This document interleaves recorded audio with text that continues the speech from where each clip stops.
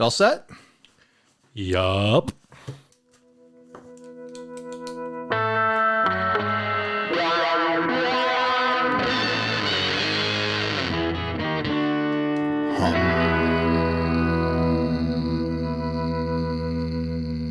Ham. Ham. Welcome to 60 Cycle Ham. That's going to be our Christmas episode, 60 Cycle Ham.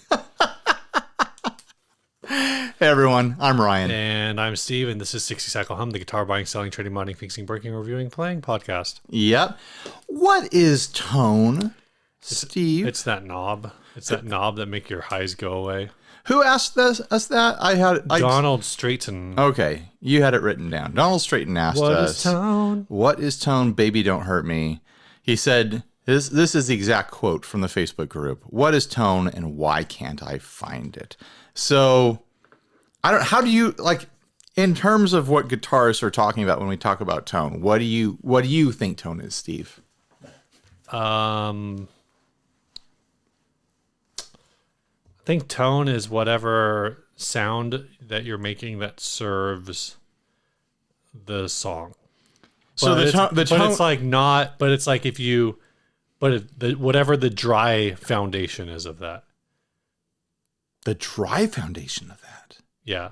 Well, I would say the dry like. What? Explain that to me. So what I'm is saying, the dry foundation of tone? I'm saying like you pickups through dirt. If that's your tone, then if that's like the core to your sound. So you're saying your that tone. that's the tone, but if you add on top of that, then the things you add are not the dry tone. Right. So if you add reverb or chorus, that's not the tone. Right. Chorus is iffy. No, chorus is pitch. Chorus isn't tone. Now, I guess like if something changes both like does some kind of modulation or does some kind of thing and also like rearranges the EQ of your sound at the same time, then maybe that is also part of your tone. Like tone is, I mean, this is fodder for the Gearson podcast. Like, you know, they want death to tone over there. I'm not against tone. I don't hate tone the way those boys do. But I think it is, it's like vibrato versus tremolo on Fender amps. Like it's become like a thing where like the word doesn't mean what it's actually supposed to mean within our culture. Well, what do you think? Our guitar culture. When somebody says like when your mom says don't take that tone with me, young man. Like she's talking about scooping my mids. She's like, Yeah. please stop scooping your mids, Ryan. Do not take that tone with me. That's not acceptable. I mean, when I think of what is probably the actual definition of tone, then it's like a bell tone. Like it is a note. It is a tone. Like it's right, but that's like but that's not the way guitarists use it. Yeah. We use it to describe the what is it? How to pronounce the timbre? timbre. The timbre? Timbre. That's the word. The timbre of the note, the filtered qualities of the note. Like every part of a guitar rig takes something away from the original signal. The pickups don't. Hashtag Paul Reed Smith. Don't. That's right. Guitars are subtractive instruments. Thanks, Paul. The pickups don't pick up the full range of what the string is doing. Right. And then that signal gets filtered by the onboard electronics in the guitar, which gets filtered by the length and the qualities of the cable, which gets filtered by everything on your pedal board, which then gets filtered by, everything in the guts of your amp, Sure. which then finally gets filtered by the speaker itself. Speakers can sound wildly different from each other. Their speakers are probably the biggest filter in your signal chain. And then you're putting a microphone in front of it to record it, which also filters your signal. And then you get it into post, and then you start filtering your signal again. Like, I think everything after the string vibrating, everything picking it up and transferring that signal. But that's your tone.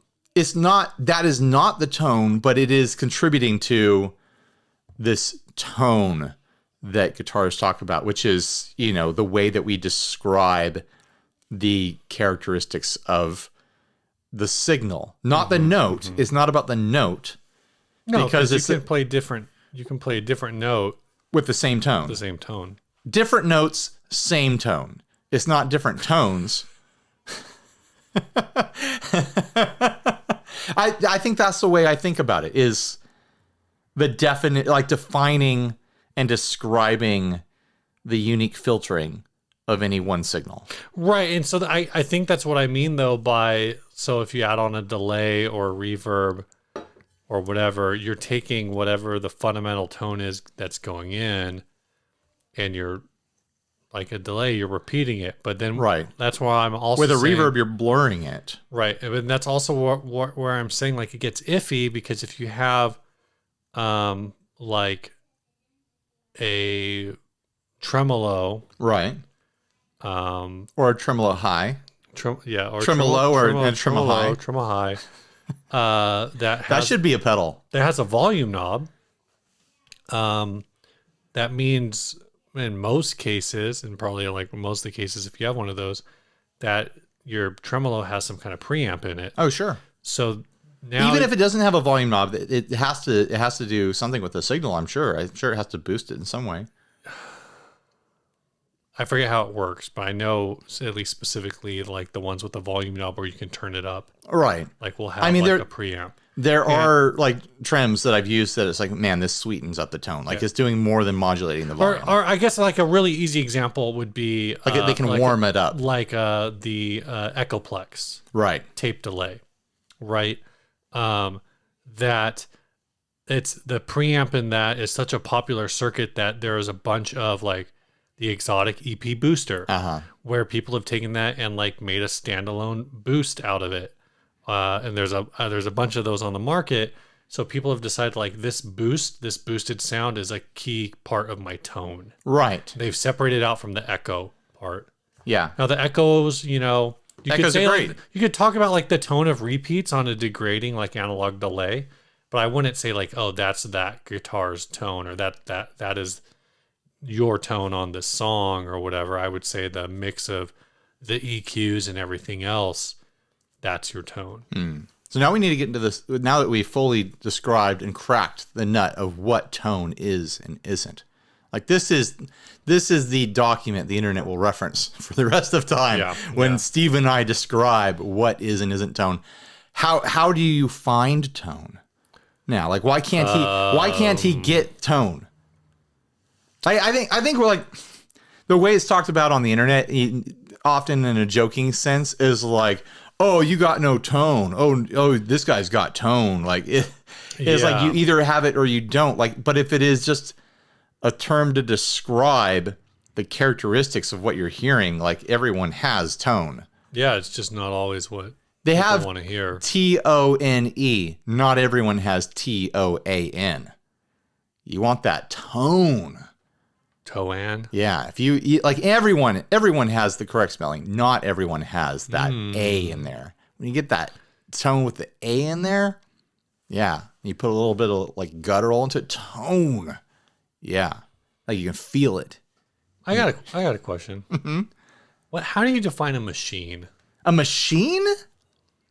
What is something? What kind of? I don't know where this is coming from, but I'll try a Well, because a lot of people are like, "Oh man, that's a tone machine." Oh.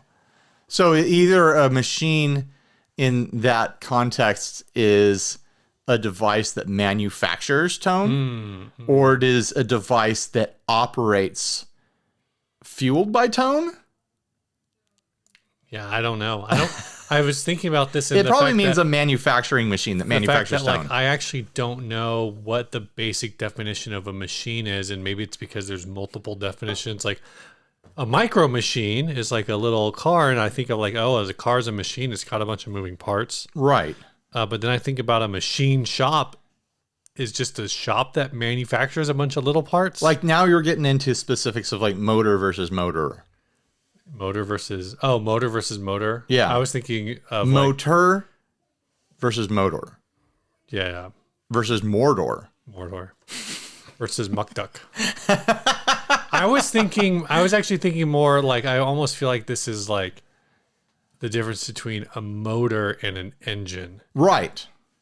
But there is motor ER and motor OR, which is electric versus combustion. What's motor ER? Motor. I've never heard that word. Maybe I'm mixing this up in my head. A motor is a motor. I don't know. This is Ryan's once an episode big dumb moment where I've had some trivia in my head that I've mangled somehow. So anyway, yeah, I think most people, again, like I was saying, like the tone is about fitting the song. Like, right. And I guess part of that is like, oh, here's my clean tone. Here's my clean tone or whatever. Here's my clean sound. Like, nobody cares what Billy Corgan's clean sound is. I mean, I made a we talked about this a few weeks ago. People say that there's a very practical reason people say, here's my clean tone in guitar product demos. It's like, here's what I'm starting with. This is what will happen when I run this through, like, even a clean amp is still a filter. Everything involved is still a filter. And so different setups that are clean will still affect like a drive pedal. Right. I'm just saying that to be along the lines of like the tone has to fit the song. So, you know, dimed Big Muff Pie works great for Smashing Pumpkins. Yeah. Maybe not so good for honestly, like, it's probably good for everything. Knowing what Billy Corgan's clean tone sounds like would probably be more useful to people than everyone trying to chase the exact model of muff that he was using and trying to replicate the muff side of it. I bet that if you had his clean signal, his signal without the muff, that rig, you could throw just about any muff at it and it would sound, like Smashing Pumpkins. No, that's probably true. Like the muff has its own characteristics for sure. Right. But I think the rest of the rig after that makes a bigger difference. I think there's also something to be said for the fact that, we made the Andy joke, here's my clean tone, but the fact that he's saying, here's my clean tone, here's my dirty tone. This is the tone with no effects. Clean tone implies tone. the existence of a coming dirty tone. Yeah. Yeah. No, but I'm just saying, like, so there's like, there should be a pedal that takes. So when someone says, I'm trying to find my tone, it could mean a lot of things. Like if you're using like, if part of, here's a perfect example, like cocked wah. Cocked wah is like a really cool tone, a really, really cool way to get like a lo-fi sound. You don't want that all the time. No. That's a unique tone. Yeah. How do you find your tone? Let's just start with all the knobs at noon and then just twist them a little. I want less of this. I want more of this. I want less of that. I want more of that. You're talking about fitting the song, and that's literally the best way to find a tone that works is already have a recording or be in a situation with other musicians where you can hear what they sound like and you literally just twist knobs until you're in the mix where you want to be. Right. And it's going to, I promise you, once the track is done or once the band isn't playing, you're going to be like, really? This is the sound that was cutting through the mix? This sounds terrible. You would never dial in those sounds on your own. Like fully depending on what genre and style you're in. But more often than not, like the sound, the tone description of the notes that you're playing will sound terrible by itself and then sound great in a mix. Well, it's also why like everyone, there was such a wave of like people want to mid scoop everything, right? Because that's what my favorite new metal band sounds like. Now that was the 90s and the early 2000s. Yeah, but it's like scoop. But they scoop so hard in like small spaces or in their bedroom or whatever, not realizing like they scoop so hard and they scoop so far, and in the end, it didn't even matter. Yeah, because no one could hear you. Yeah. The worst one, I know I've told this story like a bunch of times, but there was a band that we had at the Park Gallery where the guy had like a Line 6 Spider half stack and he had it turned basically all the way up and you still couldn't hear him in the back. They made those things into half stacks. And I went up there and I was like, yeah. He's like, can I get more of myself? Can I get more? I'm like, no, you just need more mids. Yeah. He had no mids, and you couldn't hear You it. need some mids. You could hear it when nothing else was happening, but as soon as somebody like hit a signal or There's a cymbal or Right. the singer was singing, the guitar was gone. there's a time and a place for scooping your mids. Like there's a time that works, and there's mixes where that really, really works. And what it does is it makes you sound huge while you're by Yeah. yourself because it's just all rumbling lows and then these bright, crispy crispies on like mixed into it. And that mid is like that kind of like woody honk that's in the middle. And if you're playing some chugga chugga metal, you're like, I don't want that honk. But then you don't realize like when the rest of the band is playing, the bass is dominating those lows. Yeah. The bass drum is hitting those lows as well. The cymbals and the crashes and the snares and everything is taking all those highs. And so you've got nothing left. So you need to figure out how to make your mids sound the way that you actually want to Yeah. sound. Yep. It feels good. It feels really good to have that big, like chugga chugga, like bassy low end going on. But in the vast majority of bands, that's not where the guitar wants to Yeah. live. Like you want to be like this nasal, quacky, honky sort of sound, which sounds terrible at home. So you're going to a store or whatever, picking up a guitar you never played before. You're just plugging it into whatever amp you can find. How do you go about? Like, I think we all have like a sound in our heads of what we want this experience to sound like, but how do you usually go about finding that the quickest for you? For me, I mean, when I sit down, it used to be that I thought I knew how to dial in an amp.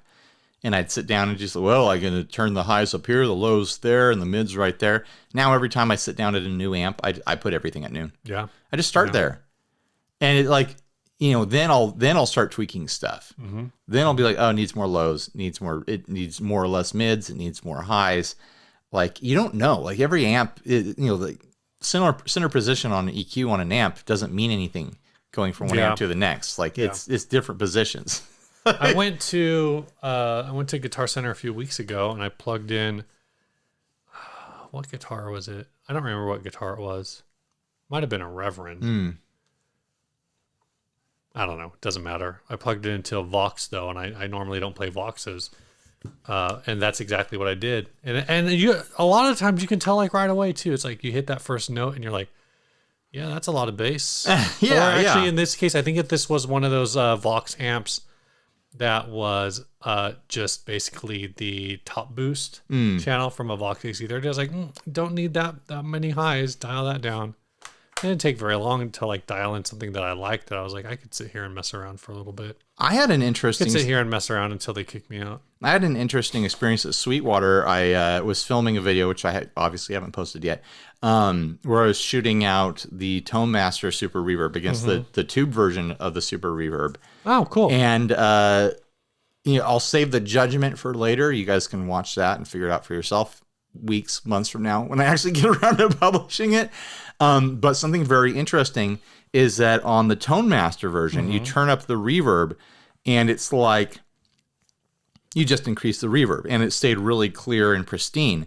On the tube version, when I had the volume pretty high on the Super Reverb, turning up the reverb actually like it felt like there was a preamp boosting the mids. Like all of a sudden, all those mids started to bloom out and bleed into the rest of the signal, and it actually became a very mid-heavy sound Interesting. with the reverb turned up.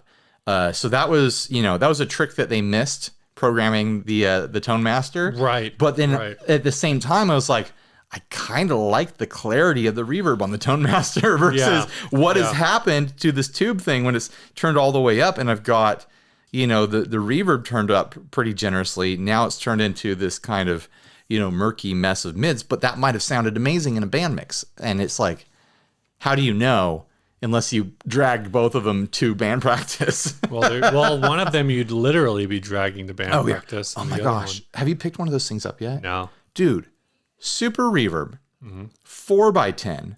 I literally picked up the entire thing with one finger. Like, I'm not joking. And it was like I could walk across the room holding it with one finger. Like, this isn't like a stunt. Like, Right. they're really that light. Wow. It was bonkers. Like, I still can't believe how light those, like, you pick it up and you're like, there's no way just the wood and the Tolex of this box is that light. Right. And then you've got an amp and 4 speakers in here too. Like, it makes no sense. We live in a simulation. That's the only explanation. We live in a society. We live in a society that lives in a simulation, Steve. And we happen to have amps that weigh nothing now, apparently. They just weigh nothing. Apparently. And I think that was my big question at the end of that video, is like, they sound different in certain ways, but which one are you actually going to gig? You know, like I had a 4x10 Classic 50 that weighed about as much as that Super Reverb, the tube one. Right. I was done. I was done taking it. I was done moving it around the house. Yeah. You know, but that Tone Master Super Reverb, I'd have no problem gigging with that. Like, it's bulky, it's big, but it's still like, I'm not going to hurt myself moving it in and out of my car. And like, you take the, you know, everything is a compromise, no matter what. Even what you might think is like your dream rig, is a compromise in some direction.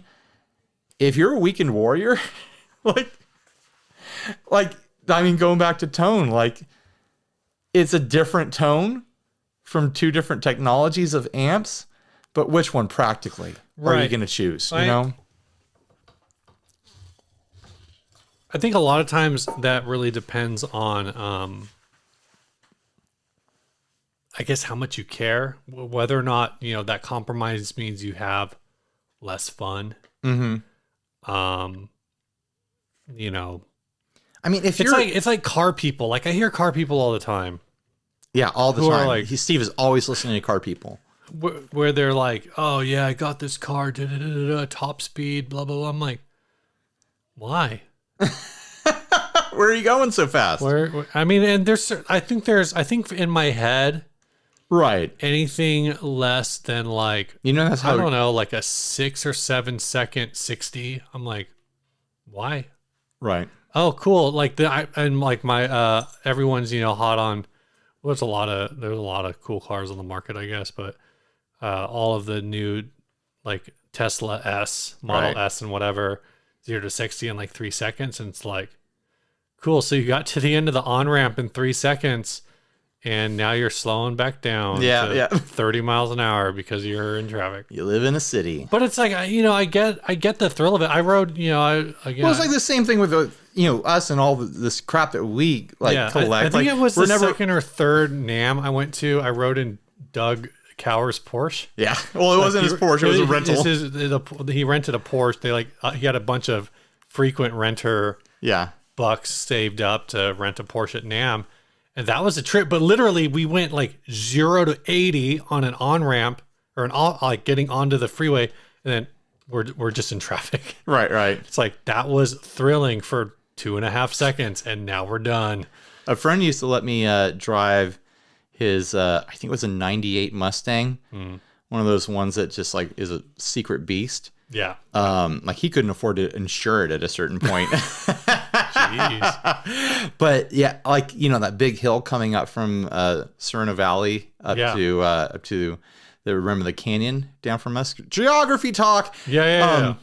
Like, just accelerating all the way up that thing. Like, if I had pushed it, I could have caught air at the top of that hill.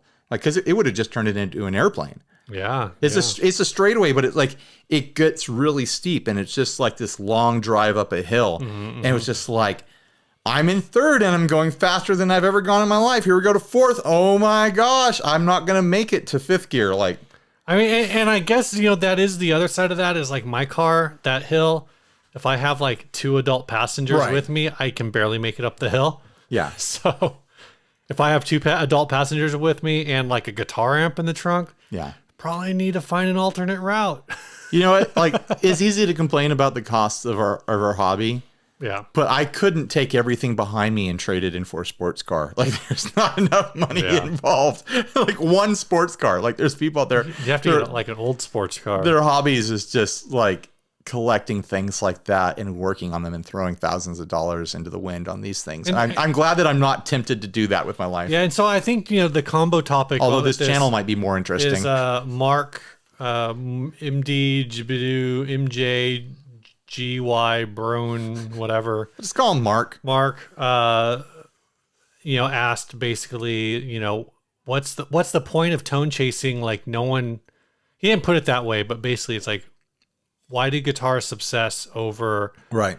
dialing in this perfect sound that like, in a live room is, I guess I kind of get it for recording, but in a live room, it's like, We're chasing thrills, man. you're just doing it for yourself. And that's exactly it. You're chasing thrills. Like, Same as the sports car people. We're just chasing thrills. and that's like, that's kind of every hobby. And you're going to see people in the comment section on this video saying that it's chasing status. And I think for some people that totally is true. Yeah. But I've never gone that direction with my own like personal inclinations. So it's hard for me to think that way. But I'm sure people are doing it for status as well. And all sorts of other, psychological reasons that they need to fill a void in their life. But like chasing the thrill is definitely like what I could accuse myself of. I think everyone has some kind of third life, midlife, whatever crisis chase. And I mean, what do you think this is? I've recently been thinking a lot about getting a longboard. A skateboard? Like a skateboard. Oh, don't do it. You're going to hurt yourself. I tried to do that like a year ago and I hurt myself. Here's the rub, right? Like, I never owned a longboard as a kid. I would like borrow my friends. There was maybe like a 1 or 2 year period where like a couple times a week I'd like skate around at school. Steve, I'm going to tell you the age appropriate version of a longboard that you should get. Get yourself an e-bike and call it a day. Oh my gosh. Something you can sit on, and you're going to wear a helmet, and you're not going to fall and bust up your elbows and your knees. Somebody told me I should get a cruiser. A beach cruiser? Like the little, like the tiny skateboards that are making a comeback. Like a penny farthing sort of thing? I don't know what they're called. Yeah, they're the little plastic ones with the bigger wheels. Apparently, yeah. Well, I don't know if they're like what yeah, I don't know. They're just like, there used to be like a big thing, I think, in the 70s. Right. They're like a real loose truck design. So yeah. They actually. No, that's the type of skateboard that my dad had when I was a kid. Yeah. And that's what I learned to skate on. But they were all like the open bearing wheels. And like he had an old one that had clay wheels, which was super dangerous. Oh, really? Oh, because they just crack, right? No, you would turn and it would slide. Oh, okay. Yeah. But the new ones are way better than the old ones were. They're similar in like design, but the trucks are way better. Apparently, the new ones, like someone was telling me, the new ones are they handle. Right. They handle a lot like a longboard. Like they're designed to do that same kind of like long carve thing, but they're like tiny. The problem is I see them and I'm like, where do my feet go? It's 1 foot at a time. They're basically a roller skate. But I feel like that's like my entry into like, oh, is this a midlife? Am I entering a midlife crisis phase where I just want a longboard? Right. So when I get stressed out at work, I can just go outside and pull this thing out of the trunk of my car and ride around the building like 3 or 4 times and then go back inside. I used to just skate up and down the street when I was a teen, just up and down, up and down. I had to move my body in some way or I was going to go insane, I'm telling you, man, like a year and a half ago or something like that, I rode my old longboard up and down the street to impress my kid, which I did. And then I went in for like a deep carve, like a deep turn, and the wheels caught on the board underneath. And it's, it stalled out. It stopped. Yeah. But I didn't stop. I kept going and I landed on the ground and it took too long to heal from that. So I'm not going to do it again. So anyway, all that being said, like there's all these hobbies and some of them are midlife crises. And I think you can, I can't think of a hobby where somebody else couldn't come by and be like, well, why don't you just do this? Right. There's always the practical argument. People always talk about whether it's like, oh, why are you buying a sports car? You could just take the bus. There might be like some extremely, I've heard some people say that like extremely practical applications for hunting. Right. But there's also the people who are like, yeah, I'm a hunter, but also like I hunt and I'm gonna get my 1 or 2 deer kills in the fall, and those deer are going to feed my family off and on for the next like 3 months or whatever. Right. it's cheaper than buying a cow kind of a thing. But at the same time, they do that. And like, it's not like they just went out and bought like, most people who I feel like who do this, they're not just going out and buying some like basic camo. Right. And they're going to buy. You don't even need camo. Like you go out in plain clothes with your grandpa's old 30-06. Exactly. That's got, it doesn't even have a clip. It's, a single bolt action, and you can get a deer. Yeah. But the with any hobby, the fun is in acquiring all this gear and every trinket and doodad and stuff like that. I carry 3 telescopes, one at 110x, 120x, 130x. No, I don't want the adjustable one because those lenses just aren't as good. I need prime lenses for my hunting scopes. It's been a long time. I used to hunt. with my dad and uncle and cousins and stuff like that. And I went and did hunters training and gun safety training and all that stuff. And something that I've always remembered from hunters training is that there's all these products out there to wash your clothes with because deer can see ultraviolet light. And if you wash your camo with normal detergent, it glows. To a deer's eye. It doesn't matter that you're wearing camo. So there's products out there that they advertise to you like, oh, wash your clothes with this so that you don't, glow with UV light. Yeah, so it doesn't any wild animal, doesn't matter if it's a deer, a squirrel, a pheasant, they see you coming. Yeah. So there's always some kind of like auxiliary, expensive thing. Right. And they all vary, and it's worth it if you enjoy it. It depends on what kind of enjoyment you want. Unfortunately, in some cases, it's like could have spent some more time on lessons. Like, no, that's never gonna happen. I haven't bought anything in a while, but I know people who will go out. I've known people who will go and they don't really know what they're buying, or maybe they've done a little bit of research. And so they go to a sporting goods store and they buy like a $200, $250, $300 softball bat. Right. Whatever. I was wondering if you're still on the hunting thing. No. I was like, where's this going to go? And then they're like, oh, I got this new thing. And like when they make good contact, they hit the ball well and whatever, but they're not very consistent, or their eyes aren't as well trained or whatever. And it's like, yeah, and then the next like 2 years later they buy another bat. Oh, this is the newest bat. It's like, after you bought the first bat, you probably should have just taken the next $200 and like done 20 rounds over the course of like 6 months at the batting cages. Like, you'd be a lot better than just waiting 2 years and buying another bat. Right, The bat at this point is not the problem. Like, the bats aren't changing every 2 years. At least they're not changing enough for, Thursday night softball guy to get that much benefit from it. Imagine getting to the place with guitar where you make the decision to buy something because you're like, I've hit the extreme limits of my ability, and only this device, only this product will help me get over this hump. We don't shop like that.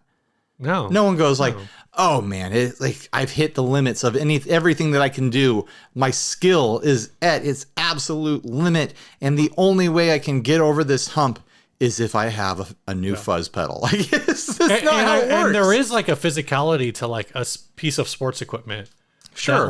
That where it actually does, you can actually reach the limit of that gear. I think you're trying to shred, if you're a shred guitarist and you started out on, some crummy Squire or something like that. Yeah. And you're like, man, I've hit the limit. Like, it honestly, like it's the fretboard radius. I can't do what I need to do on this fretboard radius. Then it's like, now you need to go get yourself an RG or something like that. So like that you can do the physical thing that you need to do. Right. But there's so little in gear that is, has that going on. Right. If you've already got, I think most people think they hit their physical limit long before they've actually hit their physical limit. I mean, if I sat down, also like you just kind of want stuff. You gotta get that stuff. That's the hobby, is exploring all this stuff, And honestly, like, if you want to shred, that's great. If you want to play like a classical, finger picker, shredder sort of thing, that's great too. You get to work up the skills to do that. If you want to be some sort of, jazz virtuoso, do that. Like work on the skills. But the vast majority of music that the vast majority of us listen to is 4 or 5 chords with 5 or 6 notes played over it. Like that's the reality. Maybe 5 or 6 notes and chords in different orders across the length of the song. So like, oh, there's a lot of parts in the song. It's still the same notes and chords across the song. Come on. We've spent a lot of time talking about tone. Tone is a really big topic. Tone is a big topic. Maybe we should talk about one of our sponsors. Oh, is that what we want to do? Yeah, I mean, we're almost 40 minutes into this. Should. This week's first sponsor is Big Ear Pedals. Mm-hmm. You got some boxes over there. They sent me some things a few weeks ago, and then Ryan's wife got COVID. Yeah. This one says Black Betty on here. Bam-ba-lam. That's a Black Betty fuzz. This is a Betty White fuzz. Can I open it all the way? You can open that one all the way. I'll open this one over all the way. Isn't there a song all the way that I could be singing right now? There it is. The little Black Betty fuzz. Kind of wish I'd plugged these in. And the little Betty White fuzz. Yeah. Black Betty and Betty White. They're a matched pair. Yeah. It's from what I understand. Oh, that's why it comes with a screwdriver, because there's a little trim pot. Oh, there's a little trim pot in there. I don't know what it does. I'll have to. Oh, it's probably bias or gain or tone. Yeah, this is probably a volume knob on the front, so maybe that is the gain. I don't remember what these circuits are supposed to be like. They're fuzzes, Ryan. Knob is volume, controls the pedals, shout level. Shout level? Yeah. The trim pot is bass boost. Ah. Yeah. Bass boost. Adds more low end as the trim pot turns. Interesting. Counterclockwise. So there's no gain control. It's just volume and a bass control. And then what was this? That is the Shaka. The Shaka. Or Chaka. Chaka? I don't know. Isn't Chaka the creature from... Oh, it's a red one. It's an octofuzz. You got 3 fuzzes from Big Ear, dude. Yeah, man. Isn't Chaka the monkey creature from Land of the Lost? I do not know. Land of the Lost nerds out there. Confirm or deny.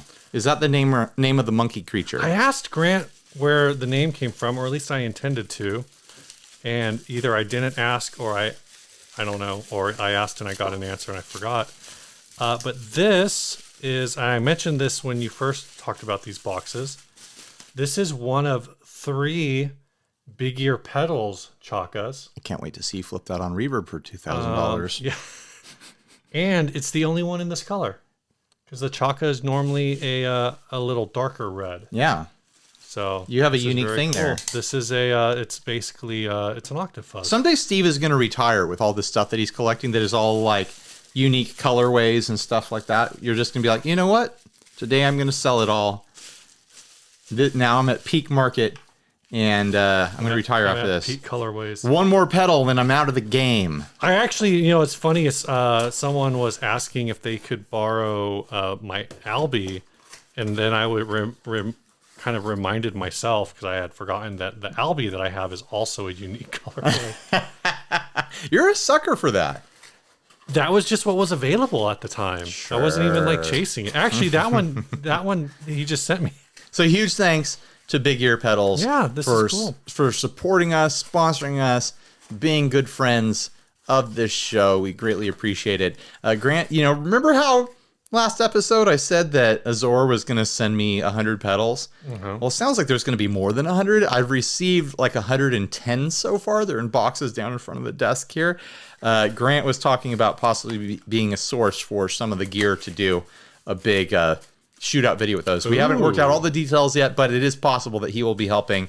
Even if he doesn't end up helping in gear, I know he'll be helping in spirit. Yeah. So however it turns out, Grant has offered to aid us in our ridiculous reverb journey. And by the way, guys, lots of people have been asking with open hands, like, can I has reverb? And of course, if someone has over 100 reverb pedals that are all the same reverb, that's an appropriate time to ask, can I has reverb, please? Yeah. We are working on a way to distribute not just those reverb pedals, but I have a box of of affordable pedals on the floor down here. I counted them. What did I say? 63, 65? Something like that, yeah. I'm in the 60s, and I still have a lot of affordable pedals to sort through. So I might end up with close to 100 affordable pedals that I need to get out of here.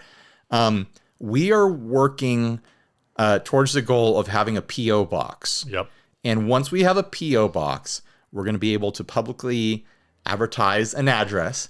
And what I'd like to do is have people send in postcards, letters, whatever can have a return address written or printed on it. And we'll just pull, letters or postcards out of a hat, a box, whatever, and be like, who's getting, a random assortment of affordable pedals this episode. And I think we're just going to start giving away pedals every episode. Yeah. Until we're out. Until we're out. Until they send us the next shipment of reverbs. Well, who knows? Maybe it'll be a self-feeding thing, where it's like, oh, these guys give away pedals. Send them stuff to give away, and we'll always have like a bucket of a trash can. We'll have a 50-gallon trash can full of gear to give away at any moment, and of course, we'll be hitting up the Patreon funds for shipping and stuff like that. I was even thinking about maybe bringing back the wheel. I still have the wheel shelf. But like as a way of selecting the pedals, yeah. We pull a just note. Put 10 random pedals on there and then spin the wheel, and there we go. And yeah, you find out what you're gonna get. Yep, I don't know. That'll work. Yeah. Anyway. So stay tuned. Hopefully, I'm really really hoping that I have this all set up with the PO box at least the episode before our 400th episode, so that we can do like some massive giveaways on the 400th. Trying to figure out when that is. Well, this is the 397th episode. Right. So we're going to... in 2 weeks. Right. In 2 weeks, I have to have it all sorted out when we record in 2 weeks. Yep. Wish me luck. I'm going to try my best. I've never set up a P.O. box before. How hard could it be? It's not hard. You just go in there and say, hey, I want a mailbox. Hey, I have money. Will you give me a place to receive letters, please? Technically, it's not if you go to UPS, it's not right. It's not a PO box, because they give you, and this is one of the reasons why UPS is better, which is you probably read about, is it's actually considered a physical address. Whereas a PO box, you're actually limited on what you can receive there, because it's going into like a government facility. I've heard from other YouTubers that if you get the UPS box, then like if someone does send you something big and you don't know that it's coming, then UPS will hold it there and just call you and be like, hey, you got something big. Yeah, yeah. So that, there's a benefit to that. I'm not saying people should send us something big. We're literally just asking for letters and postcards. But if, some sort of delicious beverage arrived randomly from time to time. Speaking of which, I wouldn't be upset. We need to hit that later. Oh, do we have a delicious beverage? You do. Oh yeah, that's Scotch. We'll do that later. Yeah, we'll do that next episode. Yeah. You want to do it? Let's do an ad. We're 44 minutes into this. Oh, hey guys! Thanks for watching. Thanks for listening. We just talked. The biggest joke on guitar internet. We just talked about tone for 45 minutes. But you guys listen to a podcast just to hear your old friends on the internet talk to each other, so it doesn't matter. This is an amp thing. I don't really understand it. It's sent by Greg Dodd. It's a heel talk box. Is it a heel? I think he says it's Healy. Healy? Or Heli? Heil? It's not a Heil. Heli. Oh, Heli. it is Heli. Yeah. Talk box built into a Fender amp. Works awesome. I don't understand why. Like, this is a Frontman 15G. The photo was taken with a potato. It's very blurry. But they've taken a Frontman 15G and they've gutted it. As far as we can tell, they've taken the speaker out, because in one picture the front baffle is tilted forwards and there's no speaker attached. And then they've installed a talk box inside of it and used little kind of like woodworking clamps to hold it in. Yeah, and then it's apparently been hardwired into the amp, so it looks like if it's running through the amp, does that mean that gives you gain and tone controls? I don't know. For the talk There's box? just so little. It just says it's built into a Fender amp, and that it works awesome. And it's in Canada, of course. It's in Canada. What's this all about? I don't understand the concept. Like, unless it is being run through the controls of the amp to give you tonal options. Like a talk box is already inconveniently big, and now you're just housing it in a bigger amp that doesn't have a speaker. Like I would almost understand having it be like, oh hey, I need a talk box rig and I want it to go to a separate amp, so I'm going to have it included in the amp. But then the amp doesn't have a speaker, so then what's the point? Like, I don't understand the point. I understand them wanting to sell it because they probably put it together and they asked themselves the same thing. They're asking $250 Canadian for it in Saskatoon. Well, these talk boxes are $130 used, sometimes more. They're upcharging for an amp that doesn't have a speaker in it. And there's no description saying like, oh, hey, by the way, I hardwired it into the amp so that you can apply gain and tone controls to it. I'm going to read the product manual. I don't understand what's going on here. Like, does it use... Steve has pulled up a PDF. He's going to read the product manual for the talk box. They're already kind of an inconvenient thing to run. Well, and it's also the thing where it's like you have to run it into its own amp head, right? But with speaker output. So maybe that's what's going on here. But why would they put it in an amp that doesn't have a speaker if they're going to install it directly into an amp? Like, it does have to go into its own thing, or should at least. Like, talk boxes are notoriously like ungiggable rig sorts of things. Like they cause you to complicate your rig in a way that, you know, you didn't maybe intend to do when you were trying to chase that Frampton song. Frampton. I said Frampton. Frampton of the Opera. I want Peter Frampton to cover a song from Phantom of the Opera, and he'll call it Frampton of the Opera, and it'll all be talkbox. We're waiting for Steve to finish reading a PDF. Let's just decide that this is bonkers. Oh, okay. So I understand now. The problem is that I don't understand how talk boxes work. The talkbox is a speaker in a box that shoots the sound up the tube, and you hold the tube in your mouth, and then you manipulate the sound with your mouth so you can make vowel sounds and stuff, and then you need to pick that sound up again with a microphone.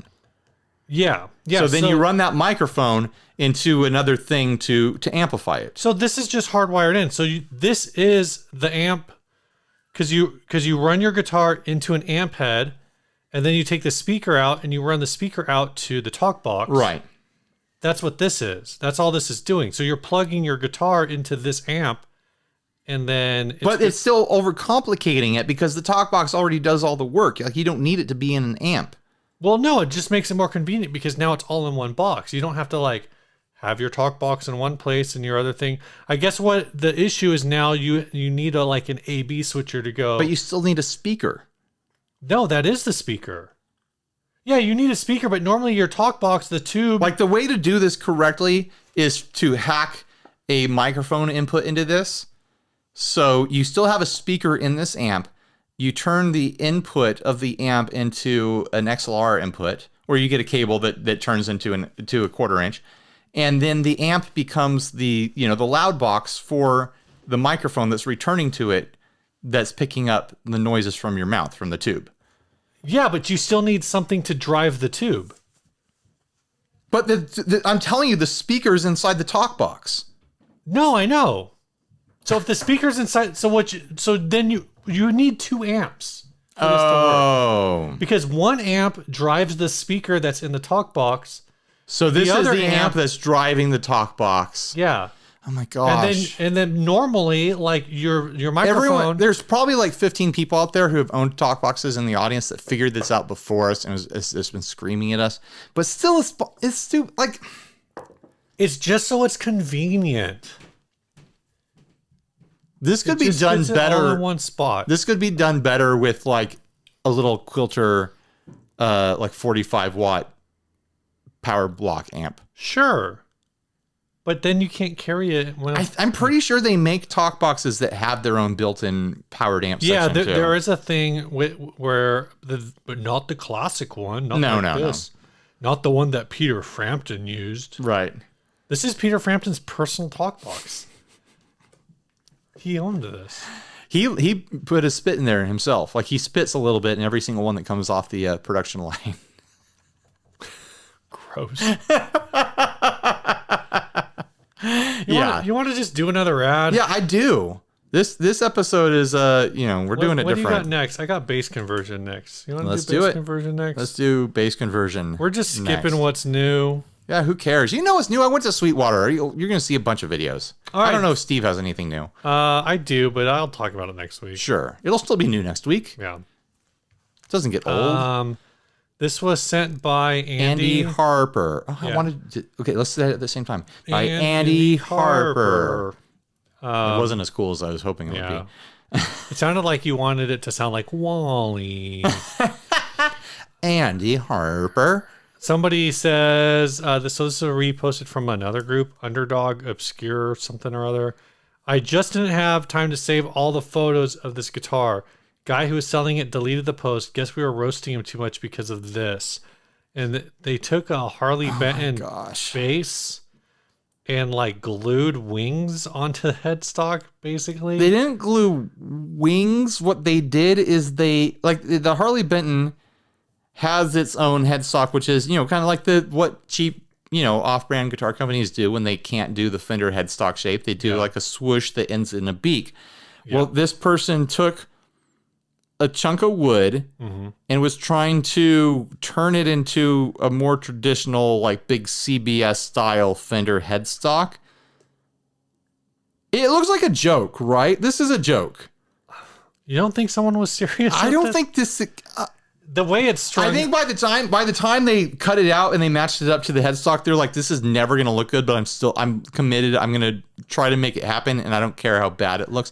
And it's freaking huge, man. Apparently they were trying to get $40 for this.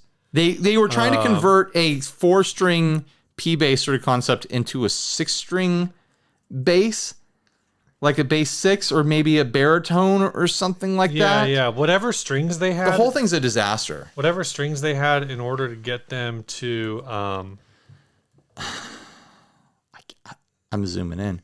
in order Yeah, to get them in there, they had to like tie them up with other strings. If you're listening to the audio podcast right now, like I am begging you to go click on the link in the description to look at these pictures, because this is capital, all caps bananas with dashes and spaces in between. BANANES? Yes, exactly that. Like, the headstock is one thing. The last 2 strings on this guitar, on this bass, whatever you want to call it, they didn't have strings long enough to reach the tuners, and so they tied strings together to reach the tuners. And then I think they realized after they tied 2 strings, they rigged up 2 strings like this, but one of them still wasn't long enough, And, like- so they had to cross the streams. They legitimately... This is going to open a portal, right? This modified headstock is half the size of the bass guitar's body. Like, I'm not exaggerating. It is... You really think? It's huge. I guess you kind of got to do this on purpose. This is not done on accident. This is like a prank or something. This is a joke for a show.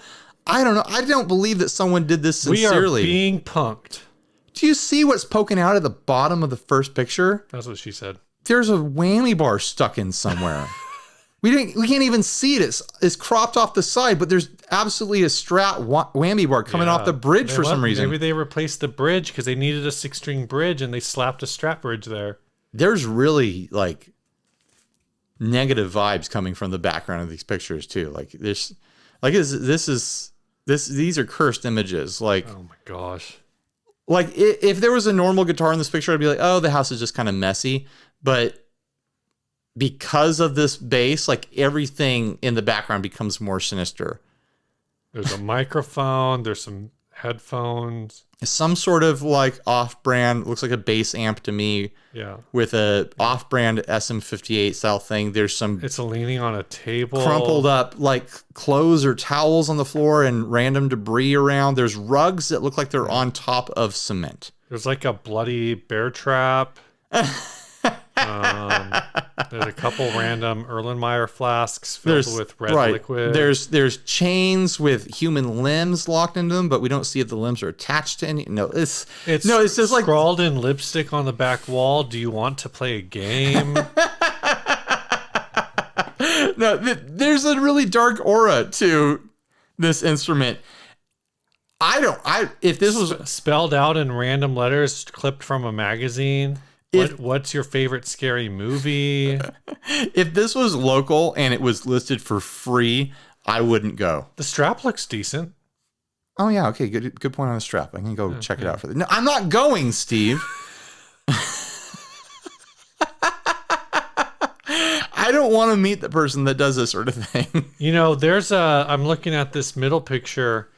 And there's a large flash on the camera, and normally with all that chrome, you'd think you would capture at least one glimpse of the person taking the photo, but you don't. It's a vampire. Because they're a vampire. Right. I think you're onto something, right? Vampires have cool possessions. They get mansions and cool old cars. That's they just live in the movies. in leather and lace padded. That's just pro-vampire propaganda. Coffins and stuff like that. Vampires don't haul around bass guitars that they've modified in bonkers way. This has werewolf energy. This is a werewolf bass for sure. We are getting in the spooky time of year. Yeah. We should probably be gearing up for. I mean, is our 400th going to line up with the Halloween? Are we going to have a spooky Halloween 400th episode? I don't know, but if we do, I'm going to dress up as somebody who actually knows how to play the guitar. Well, you're not dressing up like me. All right. You want to do another ad? Yeah, or you want to do another sponsor? Let's do one more sponsor. Then we'll do one more ad, and then we'll call it a This week's show. other sponsor is Chase Bliss Audio. Have you seen those built guitars, man? That's all I want to talk about. I'll put up screen grabs up here. Bill. I don't understand what's going on like above. Is that all the dip? They did all the dip but switches. They're like with a different style of switch. Yeah, they did all these fancy little switches, and oh my gosh, like the color, they look like a delicious popsicle. Yeah, I think they made like 7 of these things in Are different they colors. all moods? No, there's a different. I think it's a different pedal in each one. Oh, okay. But Joel's post, he was like, you'd be surprised like how useful the mood one is, and I believe him. Like adding a mood to a guitar that you're playing and having those momentary buttons and like momentary operations and stuff like that to like do little freakouts and stuff. Like that sounds fun, and the fact that all those dip switches are moved to the front now is honestly probably an ideal situation for Chase Bliss pedal, because finally you don't have to like sit on the floor like craned over like reading the manual trying to figure out the switches. You're there in real time holding your instrument like figuring them out. So anyways, they're really wild. I don't think there's any like current new Chase Bliss products for us to promote at this time, but go check out these guitars. Joel Corte has them on his Facebook profile. I'm sure they're on the Chase Bliss social medias. I'm sure they're on the Built Guitars social medias, and they are wild. Apparently they're going to do like a charity auction for them. So okay. Hopefully they fetch a bunch of money for these wild guitars. Man, Built does cool stuff. If I can get somewhere someday where I've thinned the herd enough and I have some money sitting around, I might need to get a Built someday. Oh, apparently Andy Othling has one. He's going to like put it on Twitch. His Twitch stream. Nice. All right. So huge thanks to Chase Bliss Audio for continuing year in and year out to sponsor this nonsense that all of you enjoy for some reason and that we enjoy making. They are all moods. They're all moods. They're all moods. Every single one's a mood. All of them. I was under the impression off of my initial look at them like, there'll be different pedals, but they're all variations on all like the variations. the mood color scheme. Well, that makes sense. What's your favorite color out of that group, Steve? I I think that first one is my one. They all look really sharp though. I do love that built tail piece on the one a couple back. That one. This one? That one. I feel like that's too much chrome for me. I like that though.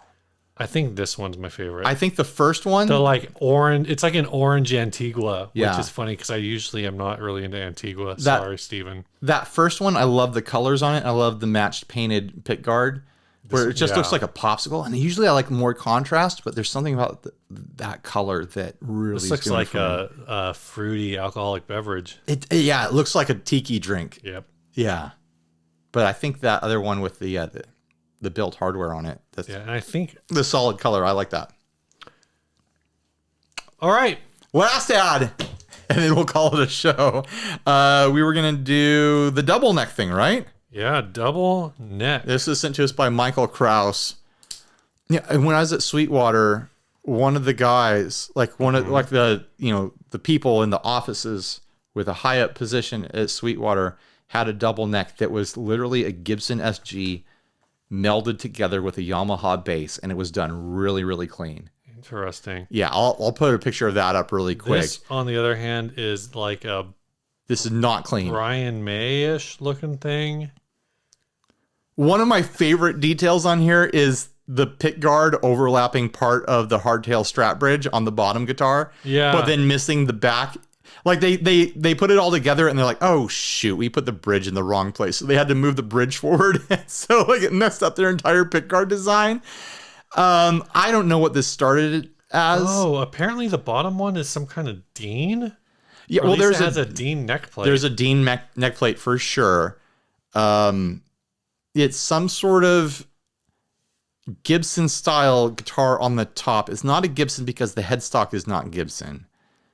It's supposed to be a 12 string and a 6 string. And I believe that is a Dean headstock on the bottom. You still have your Dean over here? Your Dean, No. It's like a Dean Playmate. No, the Dean was in the fireplace, dude, like 3 years ago. The top guitar is not even finished. Like no bridge, no stop tail, no strings. The bottom guitar might be functional. I think they had a fair price in mind for this, if I remember correctly. Do I have a screen grab of the price? I thought it was. Oh, there it is, $99, and it's sold. Yeah, it's sold on Facebook. Someone bought this for parts for sure. I think How that's a Dean neck, and I think the bottom body was like them cutting out their own shape, Oh, okay. and they melded it to a cheap Les Paul. I want to know special sort of why thing. there is just a random set of black. What's this freaking thing called? Man, they used too many screws on the pick guard. Look, they like riveted it. Like every 2 inches, there's a screw.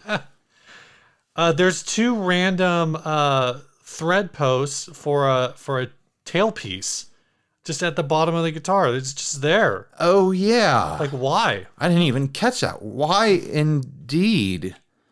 What would be the purpose of that? It's just there. It's there for you to jam your elbow on or something. Yeah, because there's not enough sharp, blunt surfaces on this guitar for you to catch your arms on. Why? And it's obviously intentional because they cut out a hole in the pick guard for it. Yeah. Were they intending to put a third neck on this somewhere? It's going the other direction. That doesn't make any sense. Like,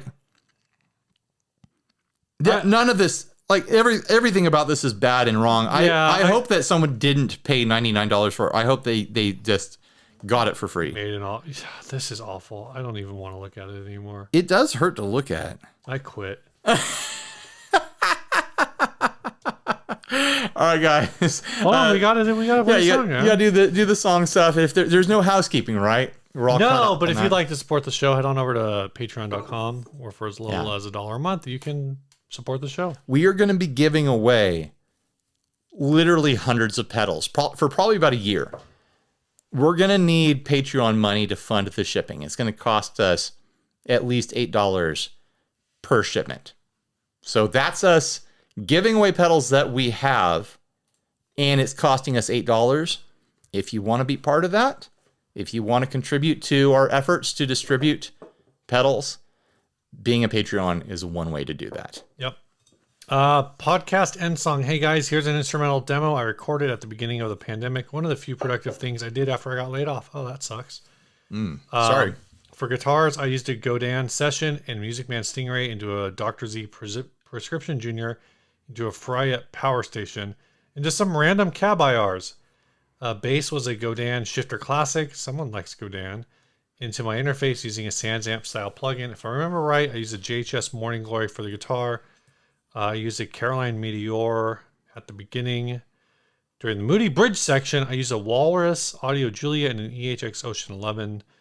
If you're into this and don't mind some screams, please check out my band Color in the Clouds on Spotify, Apple Music, Bandcamp, etc. That's Color with a U, the Canadian way. Thank you all for all the sweet, sweet content you put in the world. Oh, you're welcome. I've been a fan of the show for quite some time, and the quality is always top notch. Well, we appreciate the lies as well. You sure you're listening to the right show? Whoa.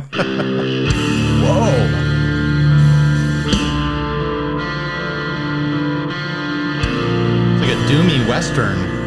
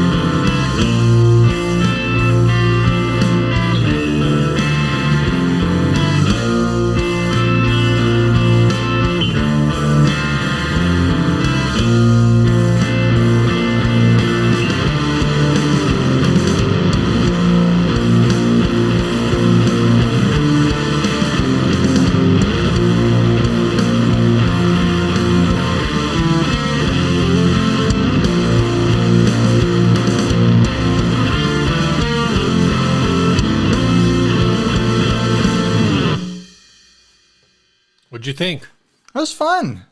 Like a cool, like spooky vibe to it, and like a bit of like a Western sort of theme. Like I could like see that being. I always put things in soundtracks in my mind. Like I could see that being used in some sort of like AMC like drama Western.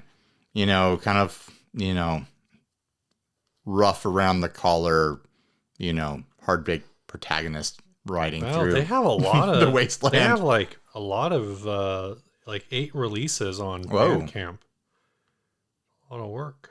What do you think, Steve? I really enjoyed it. It really reminded. I've been trying to place like what it reminds me of, because there were definitely a lot of turn of the millennium.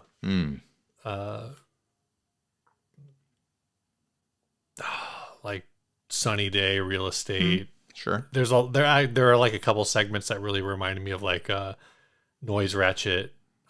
He mentioned in the email that if you're okay with some screaming, like, and there were definitely like segments where I'm like, I could hear like some scream the stuff. the dude on. from like Under Oath vamping on top of this kind of a thing. So it was really cool. Sure. I really liked it. All right. Bye, everyone. Stay grounded.